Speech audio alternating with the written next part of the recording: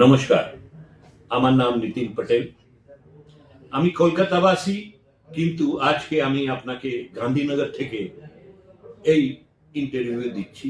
কারণ স্থানীয় সংসদ পরিষদে ভাইস প্রেসিডেন্ট হিসাবে আজকে আমাদের ফরেস্ট অ্যান্ড এনভায়রনমেন্ট মিনিস্টারের সঙ্গে একটা সাক্ষাৎকার ছিল, মিটিং ছিল। এই মিটিংয়ে গুজরাট রাজ্য থেকে নানান জায়গা, নানান মিউনিসিপ্যালিটি থেকে মেয়র কমিটি এন্ড সরপঞ্চ ওরা আর ট্রাস্টিগণ এসে এই মিটিং এর আদান প্রদান হয়েছে।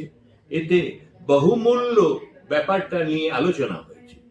বহুমূল্য আলোচনা বলতে গেলে গ্লোবাল ওয়ার্মিং এর হিসাবে এই মানুষ জাতিকে যেভাবে ভুগতে হচ্ছে সেটা থেকে রেহাই পাওয়ার জন্য আমাদের মন্ত্রী সাহেব অর্জুন মোডালিয়া আমাদের সাজেশন দিয়েছেন কি করে এই যে প্রবলেম আছে তার থেকে বেরোনো যাবে।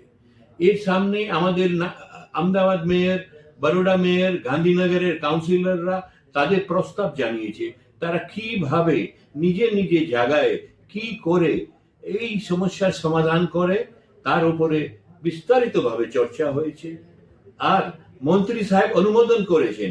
অনেক নতুন নতুন আইডিয়া আমরা পেয়েছি, যেটা আমরা এই সারা ভারতবর্ষে ছড়িয়ে দিতে চাই। আপাতত এই যে স্থানীয় স্বরাজ সংস্থার যে স্থাপনা হয়েছে, এই প্রথম মিটিং এ আমরা ফার্স্ট টাইম ক্যাবিনেট মিনিস্টার সঙ্গে এই আলোচনা করে একটা দৃষ্টান্ত স্থাপিত করেছি। আশা আছে এগিয়ে গিয়ে আরো আমরা এই ধরনের মিটিং মন্ত্রীদের সঙ্গে আলোচনা করে যাতে জনগণের কি করে এই দূষণ থেকে মুক্তি দেওয়া যায় তার উপরে চর্চা করে আপনার কাছে আবার উপস্থিত হবে। নমস্কার।